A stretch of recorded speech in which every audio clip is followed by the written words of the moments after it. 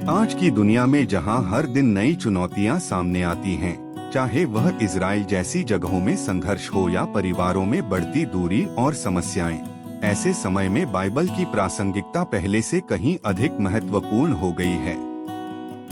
Bible सिर्फ एक धार्मिक ग्रंथ नहीं है, यह एक प्रकाश स्तंभ है जो अंधेरे में उम्मीद की किरण प्रदान करता है। जब हम संघर्षों और अनिश्चितताओं से घिरे होते हैं, बाइबल हमें ईश्वर की शक्ति, प्रेम और न्याय की याद दिलाती है। इसमें वह ज्ञान है जो हमें शांति और साहस दोनों देता है। बाइबल हमें यह सिखाती है कि कठिन समय में भी हमें प्रेम, दया और सहनशीलता के मार्ग पर चलना चाहिए। आज परिवारों में बढ़ती असहमति और सामाजिक तनाव के बीच बाइबल हमें एकजुटता और विश्वास के साथ जीवन जीने की प्रेरणा देती है। यह हमें याद दिलाती है कि ईश्वर के प्रेम में ही वास्तविक शांति और समाधान है। इसलिए बाइबल का अध्ययन और पालन केवल धार्मिक अभ्यास नहीं है, बल्कि एक ऐसा मार्ग है जो हमें वर्तमान की कठिनाइयों का सामना करने की शक्ति और भविष्य के लिए आशा देता है। आइए हम सभी बाइबल के ईश्वर की ओर मुड़े, उनकी शिक्षाओं का पालन करें और अपने जीवन को उस प्रेम और प्रकाश से भरें जो हमें आगे बढ़ने की प्रेरणा देता है।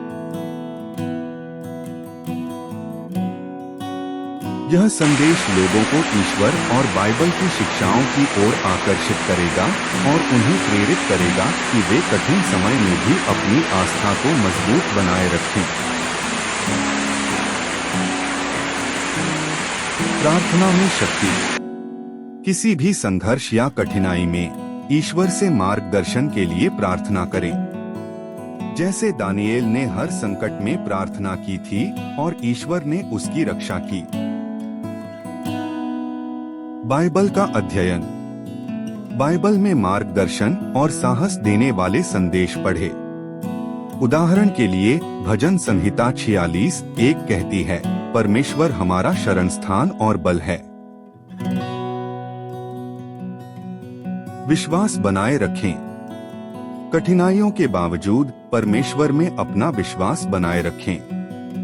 जैसे अय्यूब ने सभी परीक्षाओं के बावजूद ईश्वर पर विश्वास नहीं छोड़ा। धैर्य रखना।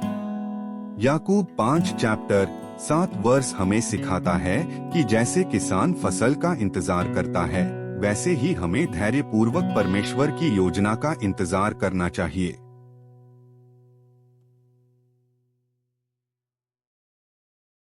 सकारात्मक संगति। उन लोगों के साथ रहें जो आपके विश्वास को मजबूत करते हैं। जैसे पौलुस और सीलास ने एक दूसरे का साहस बढ़ाया जब वे कैद में थे। प्रेरितों के काम 16:25।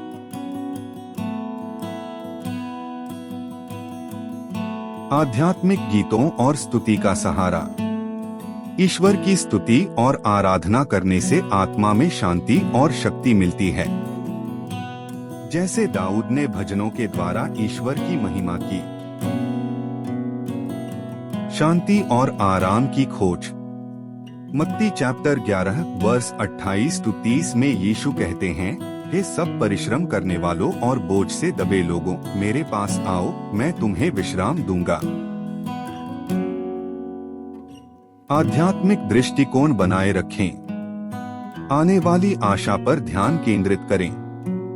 1 थिस्सलुनीकियों 4:16-17 हमें प्रभु के आने की आशा देता है।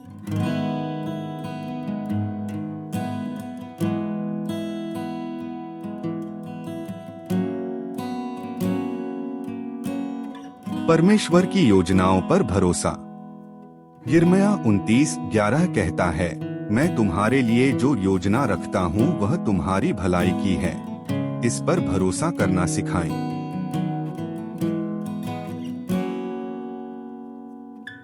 आभार प्रकट करना। हर स्थिति में धन्यवाद देना।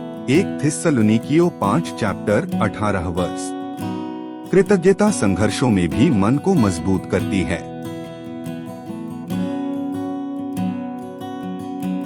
वीडियो देखने के लिए धन्यवाद।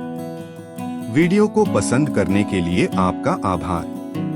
कृपया चैनल को सब्सक्राइब करें और कमेंट सेक्शन में अपनी राय या फीडबैक जरूर दें। आपका सहयोग हमें प्रेरित करता है। धन्यवाद।